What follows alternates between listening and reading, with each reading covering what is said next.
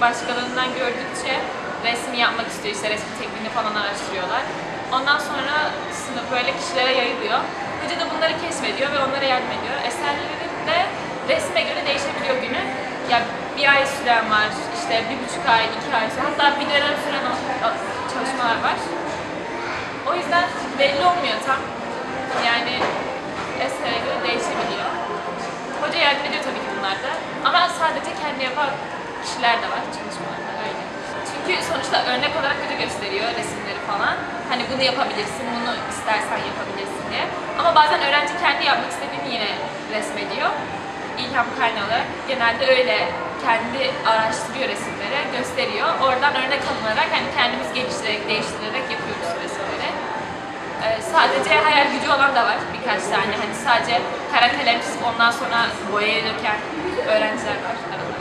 Bu hayal dünyasından biraz gerçekçilik daha çok ağır basıyor bu resimde. Çünkü ben bunu internetten bulduğum bir doğa resmi üstünden kendi hayalimi de ekleyerek hocamın yardımıyla yaptığım, farklı boyayla yaptığım bir çalışma. Gerçek şeyler. Bu çalışmada daha çok yani hocamın da yardımı dokundu. Onun da bana verdiği bilgiler sayesinde hem hayal gücü hem gerçekçiliğin birleşmesi sonucu bir eser çıkartmışım ortaya.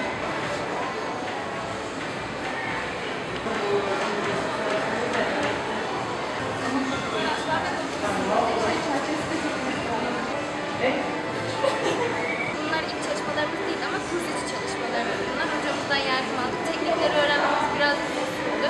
O konuda hocalarımızın biraz yardımı var. Onun dışında tuvalette ilk çalışmamız olmadığı için daha öncekinden daha kısa sürede bir 2-3 ayımızı aldı ama yine de. Çünkü resmin hemen bitmesi taraftarı değiliz. Biraz daha inceliklerine önem verdik hocamız sayesinde.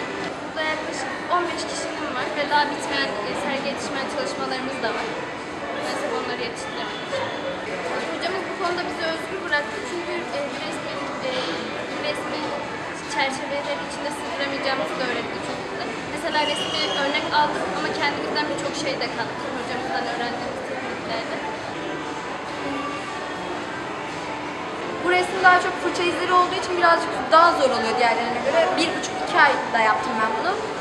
Sonra akrilik boya zaten su bazlı boya olduğu için birazcık hemen kuruyor. O zorluğu var birazcık. Onun dışında da iyi bir çalışmalar çıktı. Genelde zaten yani bunda hatta şurada birazcık pastel etkisi de var. Biz kendilerimiz bulup hocamızdan hep fikir almak istedik. Hocamız da tabii ki de bizi kısıtlamadı. Yapmak istediğimiz eserleri göstermemize yapabilirsiniz dedi. Yani gerektiği yerde yapamadığımız yerler oldu tabii ki de. O zamanlarda da yardım etti zaten.